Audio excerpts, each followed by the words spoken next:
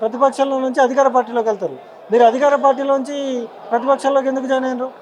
మొత్తం ఇదంతా కాంగ్రెస్ పార్టీ అవలంబిస్తున్నటువంటి వైఫల్యాలు, ఇప్పుడు రైతుల పట్ల కానీ వివిధ వర్గాల పట్ల కానీ ఆ పార్టీ చేస్తున్నటువంటి కార్యక్రమాల నుంచి అందరూ విసుగు చెంది ఈ పార్టీలకు వచ్చి వీళ్ళ యొక్క గొంతును వినిపించాలనే ఉద్దేశంతో రావడం జరుగుతూ ఉంది.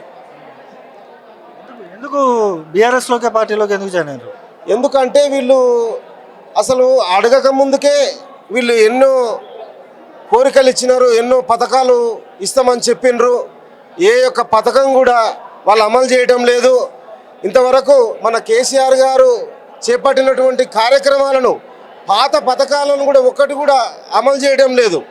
ఆ యొక్క అమలులో వీళ్ళు పూర్తిగా 100% విఫలమైనటువంటి సందర్భం కనిపిస్తున్నది.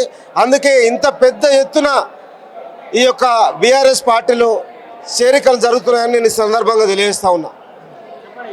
ఎంతమంది జాయిన్ అయ్యారు మీ దగ్గర నుంచి? మేము ముఖ్యంగా ఈరోజు మేము రంగారెడ్డి జిల్లా మాడుల మండలం ఔర్పల్లి గ్రామం నుంచి వచ్చినాము. అయితే మా మాడుల మండలం నుంచి ఈరోజు చాలామంది చేరికలు జరిగినాయి. కాంగ్రెస్ పార్టీ కానీ, బీజేపీ పార్టీ కానీ, స్వచ్ఛంద సంస్థల నుంచి కానీ ఎంతోమంది యువకులు, నాయకులు ఈ యొక్క పార్టీకి ఈరోజు చేరికలు జరిగినాయి.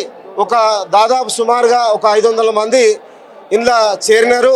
కేటీఆర్ గారి సమక్షంలో చేరినారు. వాళ్ళు చాలా సంతోషంగా ఉంది. ముందు ఈ యొక్క పార్టీని గెలిపించాలనే సదుద్దేశంతో వాళ్ళు ఈ పార్టీకి రావడం జరిగింది. ఇప్పుడు ఎవరైనా మీరు అన్నట్టు అభివృద్ధి అంటే గెలిచిన పార్టీలో ఉంటారు. ఎవరైనా వాళ్ళ యొక్క స్వార్థం కోసమా లేకపోతే వాళ్ళ యొక్క పదవుల కోసం పోతారు. సార్ రివర్స్లో ఉంది. పదవులను లెక్క చేస్తలేరు. వాళ్ళు ఇచ్చేటటువంటి కాంట్రాక్టులు, వాళ్ళు ఇచ్చేటటువంటి ఎలాంటి దాంట్లో కూడా ఆశకు లొంగకుండా ఈరోజు మన యొక్క ఆత్మగౌరవాన్ని కాపాడుకోవాలనే ఒక ఉద్దేశంతో బీఆర్ఎస్ పార్టీలో చేరడం జరుగుతూ ఉన్నది.